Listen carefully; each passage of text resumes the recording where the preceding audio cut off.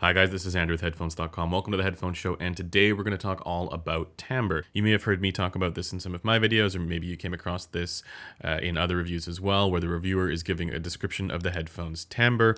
And so in this video, I'm going to talk all about what that means. Of course, anytime we're dealing with audiophile terms where somebody's giving a description of an experience, there are no hard and fast rules for any of this. There's no strict definitions for anything. But I think the subject of timbre is one of the most confusing terms when it comes to headphone evaluations.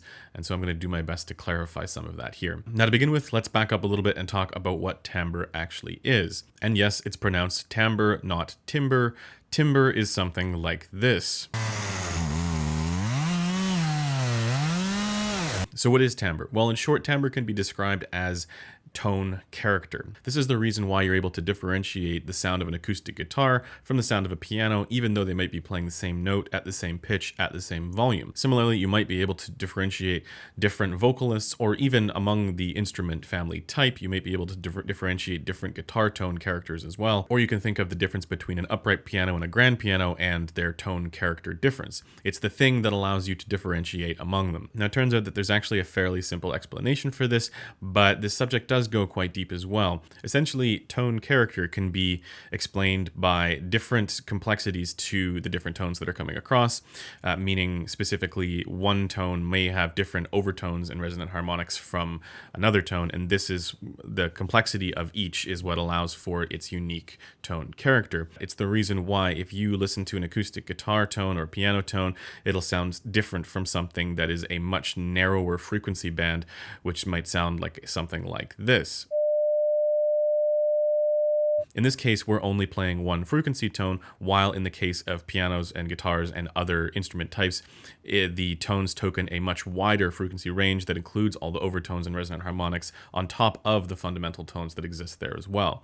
So that complexity allows for a difference in tonal character when you compare the overtones and resonant harmonics of one instrument type from another. Of course, this subject has to do with acoustics in general, because just like a viola or a violin or a guitar is a box that sound comes out of, similarly you can make the same kinds of attributions to room tone and things like that, where the various different rooms will affect the resonant harmonics and overtones that exist with any sound that occurs within them. And so this can have an effect on tone character as well, but we typically don't talk about timbre when it comes to the room. We'll talk more about acoustics in that sense, whereas timbre is a little bit more focused towards instruments themselves or different voices and things like that. But tone character as a whole, and the complexity that exists within tone character from different musical instruments or room acoustics, this is a much broader subject in general. And of course, these are just ways of describing and differentiating the sound. Now, what does this mean when it comes to headphones, and why do we use this term when it comes to headphones? Well, I think there are two ways of analyzing timbre and two important considerations. The first is material or transducer related timbre. And the idea here is that the material being used in the headphone, or the transducer type, meaning dynamic driver, planar magnetic, or balanced armature, what have you, that's imparting a certain unique tone character to the headphone. And the other way of analyzing this is in terms of frequency response and overall tonal balance. But I want to focus on the material and transducer related timbre first. This is something that I think is most commonly thought of when we talk about timbre in headphone reviews. And specifically, there are some cases where it's particularly bad, namely balanced armature driver IEMs or multi-balanced armature driver IEMs. There's a kind of straining or smearing effect that occurs that can often obscure details. Similarly, planar magnetic and dynamic driver headphones are able to be differentiated from one another based purely on the timbral quality of the planar magnetic headphone. And even though they can produce the same sound waves, there's likely a different relationship there with the timbre that comes across. Now, I want to be clear here that I'm not suggesting that these differences in timbre aren't captured by frequency response, and I do think that it's very likely that they are. The problem is that when you're looking at a frequency response graph, it's very difficult to be able to point at one region or one area and say, this is where the material or transducer related timbre shows up. This is where balanced armature timbre is, and this is where the problem area is. This is why it sounds so smeared and strained as a result. I think while you may be able to identify it in some cases, I don't think there's a consistent correlation that's available yet. And I think it's also worth mentioning that just because something is a planar magnetic headphone or a balanced armature driver IEM, that doesn't necessarily mean that it's going to have the negative timbre that's often associated with those driver types. And that's also not to say that dynamic driver headphones can't have poor timbre either, because they frequently do. This is more a matter of general trends than anything else. Similarly, with material related timbre,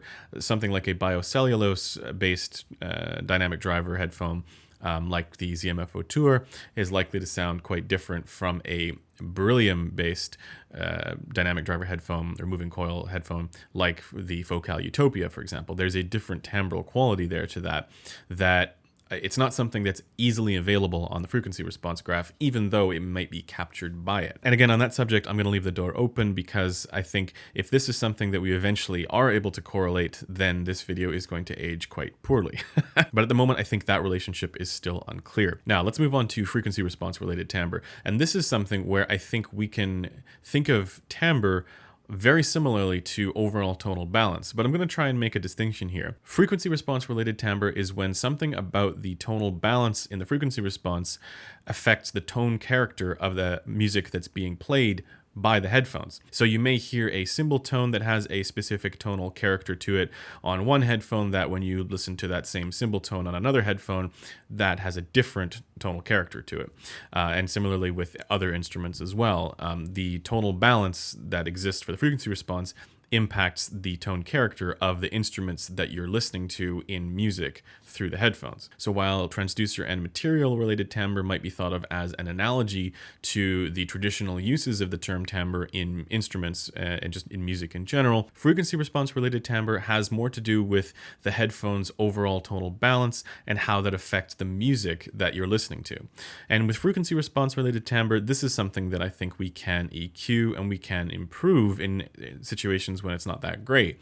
And I think there's also a lot of times where we think something is material or transducer related timbre, and it turns out to actually be frequency response related timbre. It's just that it's very difficult to sometimes find out where these are, where the issues are. Timbre and tonal balance are still separate things. I think of tonal balance as, the sort of zoomed out look at the overall curve that the frequency response has. Is it warm leaning? Is it bright? Is it, a little bit mid forward, that kind of thing. Whereas when I'm thinking about timbre, I'm considering a much more narrow range for frequency response, specifically something like, the relationship between the upper mids and the treble. Where's the balance for that? Where's the balance for, 6K to 8K? How does this affect certain tones that come across? So it's still tonal balance, but it's a more fine-grained look at the tonal balance to see, okay, is the elevation that should be here shifted a little bit, and then how does this affect the way that certain instruments come across in the music that you're listening to?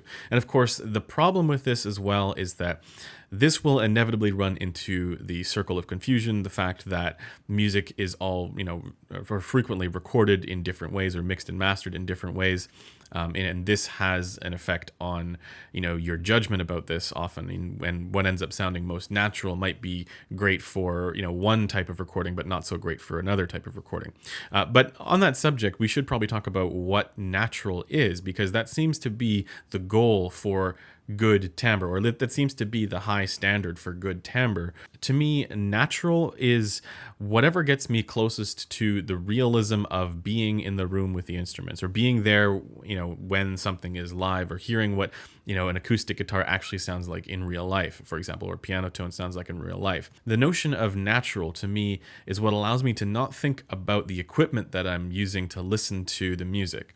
And if that is the case, then I'm going to say that something has good timbre. But I think it's worth thinking about that a little bit, because so much about what we consider to be natural and realistic is impacted by what our expectations are for how this should sound. And most of the time, we're listening to music through speakers or headphones. And in most cases, our history of listening to music through speakers and headphones is done through traditional moving coil or dynamic driver transducers, meaning that it's likely to be the case that our descriptions of natural are going to be closely associated with what we know and what we're used to, and that happens to be traditional dynamic driver or moving coil transducers. And so while yes, I do personally hear dynamic driver headphones as being more natural than planar magnetic or balanced armature drivers or electrostatic, etc., I think it's worth asking that question and considering that, because I think there's a very real possibility that that's the reason why we hear dynamic driver headphones as more natural or more realistic in that sense. But now, with all of that out of the way, why don't I tell you about some headphones that I think are really natural sounding or have really good timbre. The first is, of course, the ZMF Verite, and I think just ZMF headphones in general have a very good timbre to them. I am led to believe that the wood does make a difference, so one headphone might sound slightly different from another, depending on the wood that gets used here, and it's a similar thing with other ZMF headphones as well. And so this may actually be responsible for some of the natural sounding timbre that you get, but also just because it's wood, that doesn't necessarily mean that it's going to be more natural sounding, because there are other examples like the Sennheiser HD650 or HD6XX that are also very natural sounding as a result of their excellent frequency response. This, if you look at the frequency response for the HD6XX, it follows very closely with what our brains expect to hear, and so the tonal balance there is very, very good. And this means that the music that you're listening to is going to have a very realistic and appropriate sounding tone character to it, to the different instruments that you're hearing. And so in that sense, I don't think there are any hard and fast rules for what makes something sound natural, but there are some good examples like the ZMF headphones and the HD6XX. And then similarly, while many multi-balanced armature driver IEMs are not all that natural sounding as a result of their timbre, that doesn't necessarily mean that all multi-balanced armature driver IEMs are going to have a poor sounding timbre or an unnatural kind of sound to them. There are certainly some that are worse than others, and I wouldn't say that multi-balanced armature driver IEMs in the best cases are all that natural sounding either. But there are definitely examples when there's no issues there with the timbre as because of the fact that they're using balanced armature drivers. So I think the bottom line here is that while there are trends in driver type and material type, I don't think these are sufficient indicators for whether or not something is going to have a good or bad timbre. I think there's lots of other things that go into that, like, for example, the frequency response. And that's one of the reasons why I think it's very important to consider frequency response for headphone tuning and get the overall tonal balance right, so that at the very least, you're not dealing with any additional challenges for making something sound realistic and natural. Anyways, that does it for this video. If you guys like what I'm doing here, consider subscribing, and I will see you guys in the next one. Bye for now.